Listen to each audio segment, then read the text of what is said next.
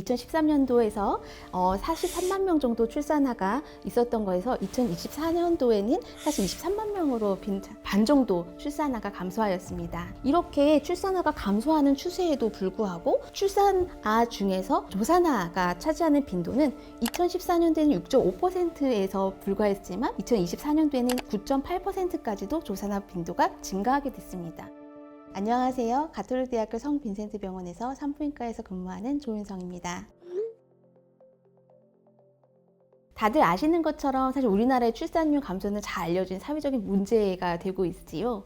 2013년도에서 43만 명 정도 출산화가 있었던 거에서 2024년도에는 사실 23만 명으로 반 정도 출산화가 감소하였습니다. 이렇게 출산화가 감소하는 추세에도 불구하고 출산아 중에서 조산아가 차지하는 빈도는 이렇게 노란색 선에 보이는 것처럼 증가하고 있습니다. 2014년도에는 6.5%에서 불과했지만 2024년도에는 9.8%까지도 조산아 빈도가 증가하게 됐습니다. 10명 중에 1명이 조산아로 출생하게 된다는 것이니까 되게 높은 거라고 할 수 있겠습니다. 증가하는 사실 중요 원인이 뭘까 이렇게 생각을 해보면 사실 우리나라 출산 연령이 매우 증가하고 있습니다. 그 때문에 산모가 갖고 있는 만성 질환의 유병률이 증가하고 또 난임 시술도 요새 많이 하잖아요. 그것 때문에 다태 임신들이 증가하기 때문에 그런 것들이 복합적으로 요인으로 볼 수 있겠습니다.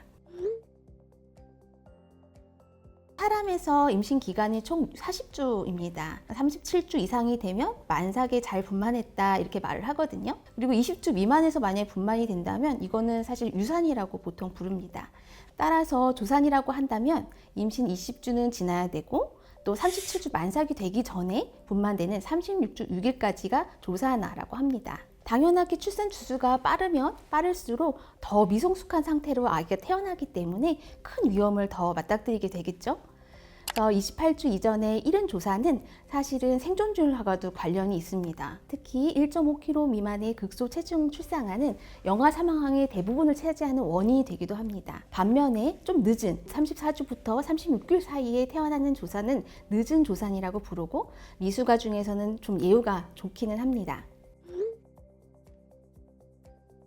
사실은 생존율만 봐서는 만삭 산모와 거의 이제 비슷한 면이 있기 때문에 과거에는 이 시기에 만약에 어떤 산모나 태아에 문제가 생기면은 쉽게 분만하자 이렇게 결정을 했던 경우가 많았습니다. 그러나 늦은 조산의 경우라고 하더라도 면역 체구가 아직은 미성숙하고 그 다음에 신경 발달이 미성숙한 것은 맞기 때문에 이 시기에 출산한 아이들이 감염의 위험성이 높아지고 또 장기 추적 연구에서 인지 능력도 저하되고 또 학교 생활 적응 능력도 이제 떨어진다는 많은 보고들이 이제 최근에 있습니다. 산모들도 사실 이 시기에 분만이 하면 예후가 많이 나쁘지 않다는 걸 사실 알고 계시거든요. 그래서 지나치게 너무 가볍게 생각하는 사실 경향이 있기도 합니다. 많이들 아시는 것처럼 조산아를 출산하게 되면 이제 지원해주는 이제 혜택들이 좀 많이 있거든요. 그래서 이제 의학적인 이유가 사실 없는데 37주 이전에 36주 6일, 36주 5일 만삭은 아닌데 약간 이른 이 시기에 조기 분만을 해달라시는 분들이 사실은 많이 요새 최근에 좀 있거든요. 늦은 조산이 비교적 예후가 좋은 건 사실 맞습니다.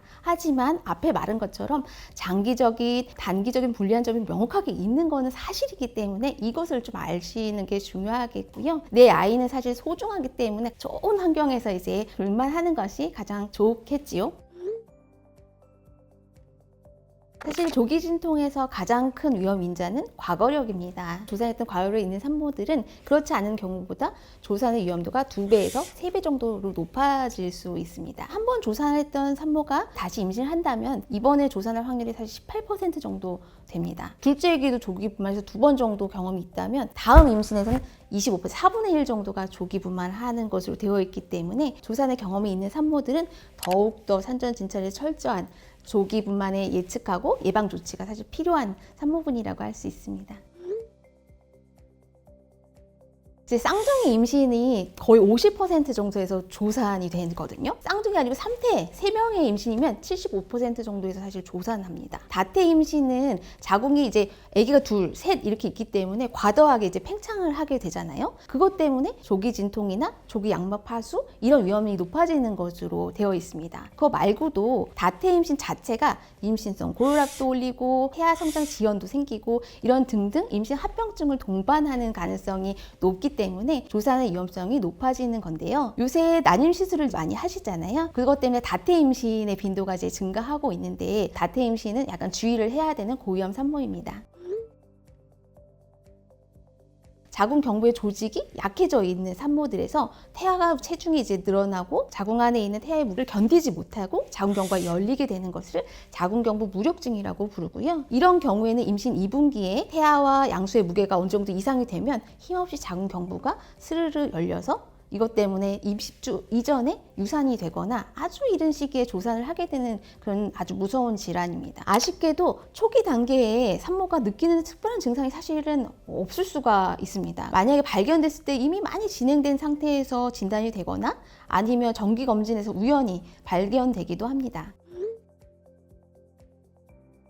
자궁경부 봉축술이라고 하는 것은 이미 자궁경부가 열려져 있을 때 그걸 다시 닫히도록 복원하거나 혹은 힘이 없는 자궁경부를 강화하기 위한 시술하는 방법입니다. 자궁경부가 열리지 않게 복주머니처럼 자궁경부 입구를 실로 묶어주는 것입니다. 만약에 자궁경부가 변화하기 이전에 아주 빨리 예방적으로 시행한 경우가 가장 당연히 예가 좋겠고요. 자궁경부가 이미 열려가지고 태아의 신체 일부나 양막이 자궁 바깥으로 나온 상태에서 이 시술을 하게 되면 성공률은 떨어지게 됩니다. 만약에 자궁 봉축술을 시행한 이후에 프로게스테론 질정을 사용한다고 하면 예후가 좀 더 호전될 수 있는 것으로 되어 있기는 합니다. 만약에 한 산모가 자궁경부 무력증으로 진단돼서 이전에 유산이나 이른 조산을 경험한 어떤 산모가 있다고 하면 다음 이번 임신에도 다시 재발할 수가 있습니다. 임신 주수가 지나서 아기가 점점 커져서 자궁경부가 짧아지고 열려지고 이러기 전에 임신 12주부터 14주 정도의 예방적 자궁경부 봉축술을 시행합니다. 성공률은 한 70에서 90% 정도 되는 것으로 되어 있고요. 과거에 자궁경부 무력증을 한 번이라도 겪었던 산모들에게는 아주 매우 중요한 치료 전략이라고 할 수 있겠습니다. 34주 이전에 조기 진통이 발생했다면 자궁수축제를 우선은 투여를 합니다. 만약에 진짜 이렇게 치료를 했는데도 조산이 일어날 것 같다 이렇게 생각이 되면 태아의 폐를 좀 더 촉진하기 위해서 산전 스테로이드 치료를 병행하게 됩니다. 그리고 만약에 33주 이전에 만약에 조기 출산이 예견된다고 하면 마그네슘이라고 하는 약물을 같이 투여합니다. 마그네슘을 투여했을 때는 태아의 이제 뇌 보호 효과가 있기 때문에 신경학적 예후를 호전시킬 수 있는 것으로 되어 있습니다. 분만이라는 것이 24시간 언제나 발생할 수 있는 질환이기도 하고, 조기 분만인 경우에는 산부인과 팀, 마취과 팀, 신생아 팀 이렇게 협력이 약간 균형을 잘 이루어야 됩니다. 성 빈센트 병원에서는 실시간으로 계속 공유를 하고 있고요. 만약에 고위험 산모가 발생하게 되면 그것의 정보도 서로 다 공유를 하게 됩니다. 이전에 분만을 이용하는 일반 산모들, 만삭 산모들, 다른 산모들 다 같이 병동을 사용했다고 하면 MF-ICU는 고위험 산모 다음에 신생아를 아주 적절하게 치료하기 위해서 전문적인 치료센터, 중환자실을 만든다고 보면 됩니다. 조기 진통 산모, 태아 발육 지원, 고혈압 등등 집중 관찰하고 적절한 치료가 꼭 필요로 하는 산모들만을 위한 그런 병동을 차별화돼서 만드는 것이고요. 최신 장비를 지금 갖추려고 하고 있고, 산모들이 좀 더 편안하게 질 수 있도록 입원 환경도 개선되고 있고요. 따라서 최신의 시설하고 전문 인력을 협업을 통해서 높은 치료 효과하고 생존율을 향상하기 위해서 향후에 기여가 될 것으로 생각됩니다. 아무리 고위험 임산부라고 하더라도 전문 의료진과 위험 인자를 어떤 것이 있는지를 파악하고 맞춤형 치료를 한다면 예후는 호전될 수 있을 것이라고 기대를 할 수 있고요. 여러분의 건강한 임신과 출산을 위해서 우리가 한 팀으로 최선을 다하려고 합니다.